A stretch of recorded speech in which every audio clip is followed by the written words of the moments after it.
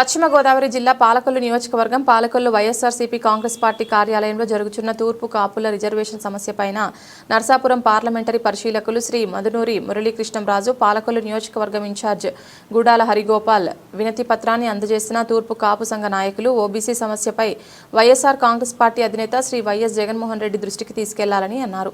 తూర్పు కాపు సంఘ అధ్యక్షులు Lopinti Chiranjeevi, YSRCP party state secretary DCMS మాజీ చైర్మన్ ఎడ్ల తాతాజీ, వాకాడ అప్పారావు, పాలకొల్లు వైఎస్ఆర్సీపీ పట్టణ అధ్యక్షులు కోరాడ శ్రీనివాసరావు, మామిడి సత్యనారాయణ, తూర్పు కాపు ముఖ్య నాయకులు తదితరులు పాల్గొన్నారు. కోవిడ్ రావడం, అనేక విపత్తులు రావడం వల్ల ఏదైతే హామీలు ఇచ్చారో హామీలు అమలు చేయడంలోనే టైం జరుగుతుంది. మీకు చిన్న చిన్న లోపాలు ఉన్న ఆ టైంలో సరైన ఇప్పుడు ఇందాక మత్సరంజీ గారు చెప్పారు, 40-50% జగన్మోహన్ రెడ్డి గారు ముందుకు తీసుకెళ్లేదు. టైం సరిపోవడం కారణంగా ఎటుగాని పరిస్థితుల్లో మా పరిస్థితులు ఉన్నాయి. మళ్ళీ జగన్ మీకు ఏదైనా చేయాలి అనుకుంటే జగన్మోహన్ రెడ్డి గారు అధికారంలోకి రావాలి.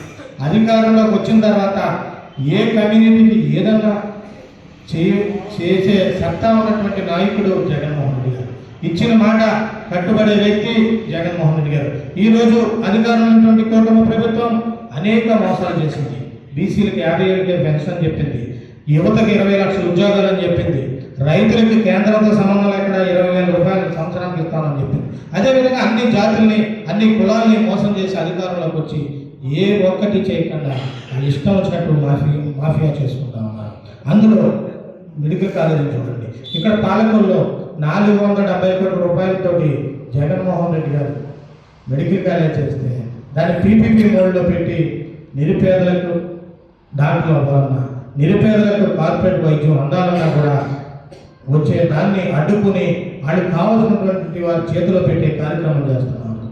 మనం మీరందరినీ కోరేది ఏంటంటే జగన్మోహన్ రెడ్డి గారు అధికారంలోకి వస్తే ఇచ్చిన మాట కట్టుబడి మీ అందరికీ న్యాయం జరిగే రోజులైతే గ్యారంటీగా వస్తాయి. మీరు ఏదైతే సమస్యలు చెప్పారో ఇవన్నీ కూడా కొద్ది రోజులు టైం తీసుకుని ఈ జిల్లా అక్కడికి వస్తే మీరు 4-3 రాగలుగుతారు. వస్తే నేను అక్కడ పెట్టడం కానీ అయితే జిల్లాలో జగన్మోహన్ రెడ్డి గారు వచ్చినప్పుడు జిల్లా స్థాయిలో మీ అందరూ భారీ స్థాయిలో ఈ 7 నియోజకవర్గాల నుంచి ఒక పెద్ద ఎత్తున క్యాంపెయిన్ చేసి మీ ఏదైతే సమస్యలు ఉన్నాయో, మీరు ఏదైతే ఇబ్బందులు ఉన్నాయో ఇవన్నీ జగన్మోహన్ రెడ్డి గారి దృష్టికి తీసుకెళ్తే వారికి కూడా పూర్తిగా సంతృప్తి చెందే పరిస్థితి ఏర్పడుతుంది. దాంట్లో జిల్లా పార్టీ అధ్యక్షులు ప్రసాద్ రాజు గారు కానివ్వండి, మనందరి నాయకులు బొత్స సత్యనారాయణ గారు కానివ్వండి, 7 ఇన్ఛార్జీలు కానివ్వండి, ఇక్కడ గోపి గారు కానివ్వండి, మీ అందరం కూడా మీ మనోభావాలకు పూర్తిగా సహకరిస్తాం. దాన్ని జగన్మోహన్ రెడ్డి గారి దృష్టికి తీసుకెళ్తాం. జగన్మోహన్ రెడ్డి గారి ఆలోచన ప్రకారంగా ముందుకెళ్దామని కూడా మీ అందరికీ మనం చేస్తాం. కొద్ది రోజులు ఓపికట్టండి. 2 సంవత్సరాలు వైఎస్ఆర్ కాంగ్రెస్ పార్టీ అధికారంలో రావడానికి అనుకూలంగా కూడా మీ అందరూ కూడా ప్రయత్నం చేయాలని జగన్మోహన్ రెడ్డి గారు ఇచ్చిన మాట కట్టుబడే వ్యక్తి.